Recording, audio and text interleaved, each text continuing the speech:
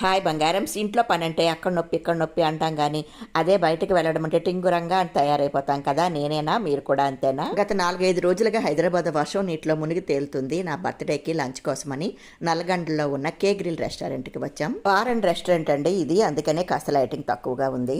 స్టార్టర్లా chicken Majestic order చేశామండి, చాలా చాలా బాగుంది.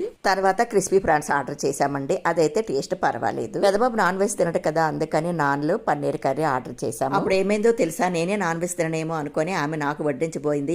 అప్పుడు చిన్నవాడు ఒక్క కేక వేశాడండి.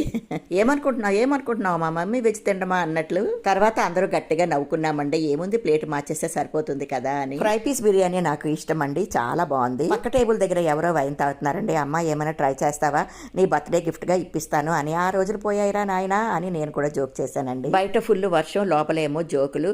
చికెన్ బిర్యానీ, చికెన్ స్టార్టర్లు, భలేగా ఉందండి ఎక్స్పీరియన్స్. బాయ్ బంగారమ్స్.